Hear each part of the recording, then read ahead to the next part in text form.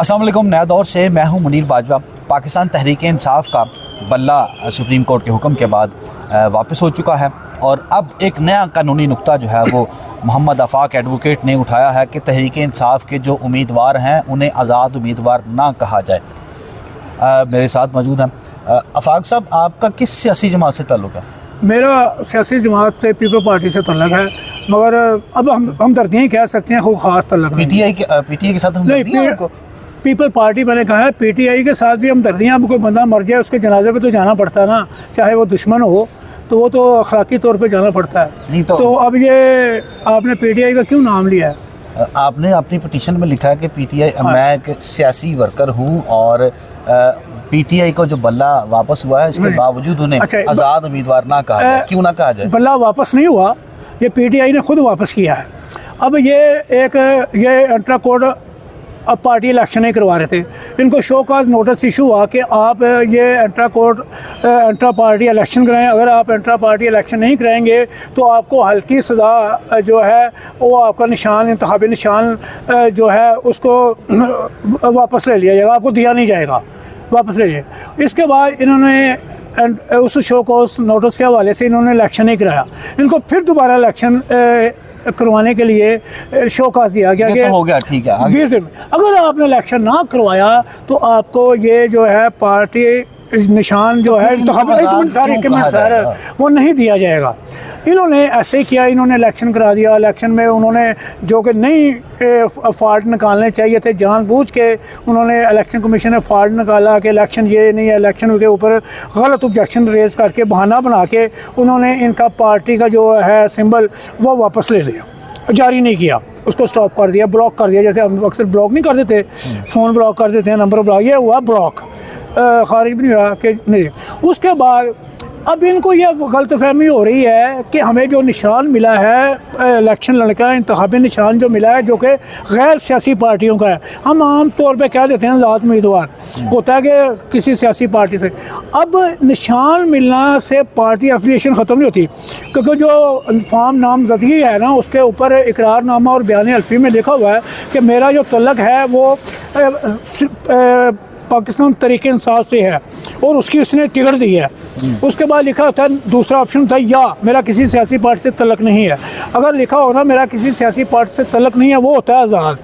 अब इन्होंने लिखा हुआ है कि हमारा पार्टी से तल्लक है तहरीक इंसाफ से और उसकी टिकट है, तो उसका हमें कैंडिडेट समझा जाए, उसके कैंडिडेट समझ रहे हैं। मगर जो हल्की आज़ाद तो उनको तो अगर गलत कहा जा रहा है, वो ये समझ रहे हैं, यही गलत फहमी है ना, यही सबको मसले मसाइल है ना।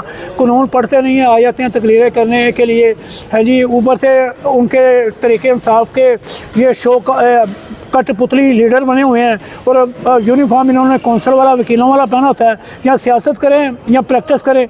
अब ये जब सियासत तो हर तो यूनिफॉर्म ना पहने, वकला का ड्रेस, वकला को तो बदनाम ना करे।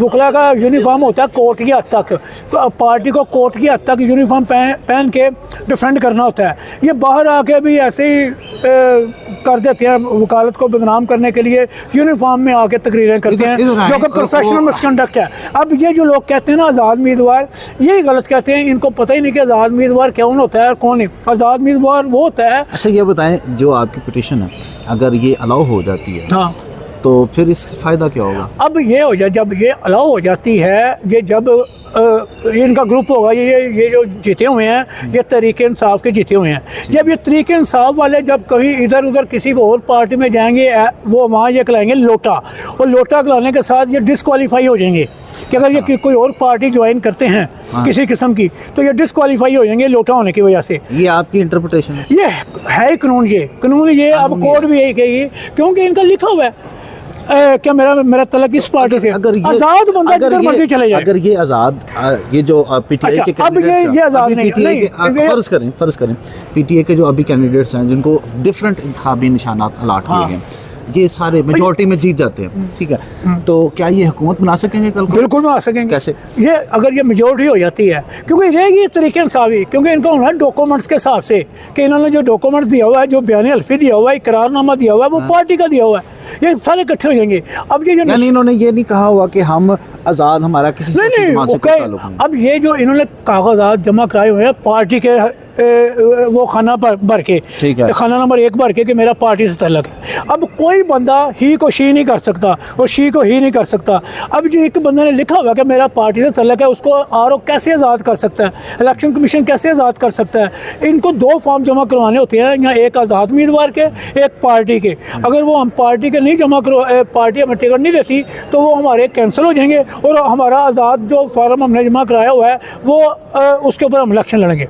ये अब ये वो नहीं हो सकता, ही को शी को ही, आज़ाद और पार्टी ये ऐसी है। आपको अब तो ये जुर्माने के साथ, हैवी कॉस्ट के साथ ये डिसमिस कर दी गई थी आपकी ये पिटीशन, क्या हुआ? अब भाई आपको ऑर्डर दिया है वो कि उसके ऊपर कोर्ट ने कैसे माजरत की है कि हमने नहीं समझा, हमने डिसमिस कर दी। फिर उसने मेरे ऊपर मलबा डाल दिया कि इसने मेरे से इतना असिस्ट नहीं किया, तो इसलिए दोबारा री हेयरिंग के लिए रखी गई है।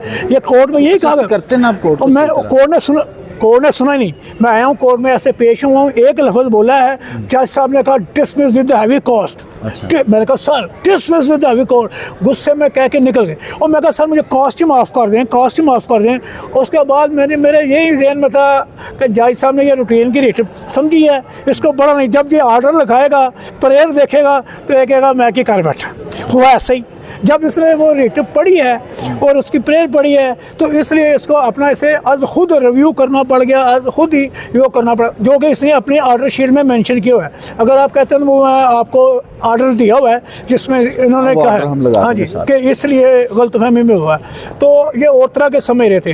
अब यही वहाँ पे लॉ क्लियर करना है, जिसमें लॉ क्लियर करने से क्या होगा? कॉन्स्टिट्यूशन में क्लियर होगा ना कि इसको आज़ाद कहना जुर्म है। जैसे मैं बता दे रहा हूँ ये जुर्म है आज़ाद कहना, कैसे यार ही को शी कह दिया जाए, शी को ही कह दिया जाए। जुर्म किस सेंस में? क्या इसकी कोई पेनल्टी है, पीनल क्लॉज है? देखिए जो बंदा कह रहा है ये डिसइंफॉर्मेशन फैला रहा है और इनपर्सोनेशन कर रहा है, तलवीज शख्सी कर रहा है, ही को शी कह रहा है, शी को ही कह रहा है, ठीक है। ये भी जो ऐसा कहने से राजा सिकंदर जो है चेयरमैन, उसको भी नाहल होना चाहिए कि वो इतना बड़ा एलिगेशन लगा रहा है, एक पार्टी के उम्मीदवार को आज़ाद उम्मीदवार कर रहा है। इलेक्शन कमीशन के तो वो जो लिस्ट आई है उसके ऊपर तो इंडिपेंडेंट लिखा हुआ है। गलत लिखा है ना, इसके अंदर होना चाहिए। इस तरह झूठा प्रोपेगेंडा करने से वो कैसे हो सकता है? आप बताएं, एक फॉर्म पे लिखा है मेरा तलक तरीके, आप कह रहे हैं कि वो इंडिपेंडेंट लिखने पर इलेक्शन कमीशन झूठा है, फ्रॉडिया है, उसको इसी के ऊपर डिसमिस हो जाना चाहिए कि वो ही को शी को ही के कैसे कर सकता है, वो कैसे कर सकता है? ना करे, बहुत बड़ी बात, बहुत बड़ी। वो एक अब मेरी ज़बान प्लीत होती है उसका नाम लेते हुए, वो इस काबिल है, उसका नाम भी नहीं लेना चाहिए। चेयरमैन इलेक्शन कमीशन का मैं फिर ले रहा हूँ, अल्लाह मेरी माफ़ करे, मेरे गुनाह माफ़ करे, इसका नाम ले रहा हूँ, इसका सुल्तान सिकंदर राजा या अल्लाह मोहम्मद रसूलुल्लाह, मेरी ज़बान पाक हो गई है, उसका नाम लिया तो बाद में कलमा पढ़ने से। बहरहाल ये अब अगर आपकी ये रेट मंजूर हो जाती है तो फिर ये लॉ क्लियर हो जाएगा और जो इंडिपेंडेंट उम्मीदवार हैं वो इंडिपेंडेंट जो किसी पार्टी के टिकट के साथ आए तो उनको पार्टी के साथ लिखा जाएगा, लेकिन उनका बल्ला निशान जो नहीं मिलेगा। नहीं होगा। इस तरह 2-3 के भी हुए हैं, मिस्टेक हो गई है, नहीं हुआ। अब आपने देख रहे हैं कुछ लोग हैं उन्होंने अपने बैनर तो फिर एक यार ये लिख सकता है अपना आज़ाद में, ये बताएं, इनको नॉलेज नहीं है, सिंबल के लिए क्यों लड़ाई की जाती है? इनको नॉलेज नहीं है। ये सियासी बंदे हैं, सियासी बंदे में और आईनी और कानूनी बंदे में फ़र्क होता है। अब देखें ना, PTI का जो इमरान है उसने लतीफ़ खोसे को बदल नहीं लिया, अहमद अवैस को बदल नहीं लिया क्योंकि ये पढ़ के नहीं आते, हामिद खान को बदल नहीं लिया कि ये पढ़ के नहीं आते, ऐसे ही आ जाते हैं। उन्होंने देखा तीनों बदल लिए कि ये अभी आते नहीं हैं। एक मरतबा लतीफ़ खोसे, जज साहब ने लतीफ़ खोसे के एक केस में बेल ले ली और जज साहब ने कहा बेल ले लिया, लतीफ़ खोसे ने कहा नहीं आपने तो मुझे सुना नहीं, आपने कैसे ले ली, आप मुझे सुने। जज साहब ने कहा सुनाए, इन्होंने बड़ी लंबी बहस की, जज साहब ने कहा कुछ और कहने के नहीं, फिर जज साहब ने कहा बेल डिसमिस। अब ये बंदों को जो तो बगैर बहस के समझ आ रही है कि बेल हो, ये कहना नहीं मेरी बहस सुनो तो फिर डिसमिस करा दी। लतीफ़ खोसा तो ऐसा वकील है अब जो कि इमरान खान ने इसीलिए उसको चेंज कर लिया। चले, थैंक यू सो मच आफाक साहब। ये मोहम्मद आफाक एडवोकेट हैं, 23 तारीख को लगी हुई है, 23 जनवरी को। ये मानना है कि 23 जनवरी को लाहौर हाई कोर्ट ने ये नोटिस जारी किए हैं और ध्यान से पढ़ें, देखें जज साहब ने भी, अदालत ने इसके ऊपर ये कहा है कि ये उनके जो उठाए गए नुकात हैं वो काबिल गौर हैं और इसी बुनियाद पर अदालत ने नोटिस जारी की हैं इलेक्शन कमीशन को भी। और इनका ये इस्तदा थी कि जो PTI के उम्मीदवार हैं इस इलेक्शन में उन्हें आज़ाद उम्मीदवार ना कहा जाए, वो स्टिल पीटीआई के ही उम्मीदवार हैं और क्योंकि ऐसे काम करने से उन्हें रोका जाए? क्योंकि उनकी टिकटें डी लिस्ट नहीं हुई, क्योंकि उनकी पार्टी डी लिस्ट नहीं हुई। अगर उनकी टिकटें रिजेक्ट हो जाती, पार्टी की दी हुई टिकटें रिजेक्ट हो जाती या पार्टी डी लिस्ट हो जाती, तो फिर वो आज़ाद उम्मीदवार हो सकते थे। जैसे नवाज शरीफ डिस्क्वालीफाई हुआ था तो उसकी जारी करदा टिकटें रिजेक्ट हो गई थी, तो इसलिए वो पार्टी को आज़ाद कर दिया गया था। उनका केस हो रहा है, ये केस हो रहा है, ये हैं पीटीआई के ही कैंडिडेट। बहुत शुक्रिया फारूक साहब। क्योंकि बस सही, क्योंकि अक्सर लोग शेर वाले भी हार रहे हैं, तीर वाले भी हार रहे हैं, बल्ले वाले भी हार रहे हैं, ये सारे तो नहीं होता। अब मैंने इसमें ये एक प्रेयर किया है कि ये जो इनका जो बैलेट पेपर हो उसके ऊपर जहां उम्मीदवार का नाम लिखा होता है, उम्मीदवार के नाम के साथ उसकी तस्वीर भी लगाए बैलेट पेपर के ऊपर, पार्टी नाम ये लिखा हुआ है। क्योंकि वोटर लिस्ट के ऊपर वोटर की तस्वीर है, अगर वोटर लिस्ट के ऊपर वोटर की तस्वीर है तो बैलेट पेपर के ऊपर भी उम्मीदवार की तस्वीर होनी चाहिए। ये जो इलेक्शन कमीशन गुंडागर्दी की है, उसने ये ब्लॉक कर दिया है निशान, वो बाज आ जाए। जैसे अब लेस्को वाले मीटर उतार के ले जाते हैं तो उनके ऊपर एफआईआर होती है चोरी की, हम मीटर चोरी का उनके ऊपर पर्चा नहीं कराते कि हमारी बिजली ना लेट हुई। ये इस तरह चोर डाकू 2 नंबर बंदा है चेयरमैन इलेक्शन सुल्तान सिकंदर राजा। इस राजे को बस अल्लाह निकलना चाहिए, इसको डिसमिस कर देना चाहिए। ये गलत प्रोपेगेंडा कर रहा है, झूठ बोल रहा है। Thank you sir, thank you.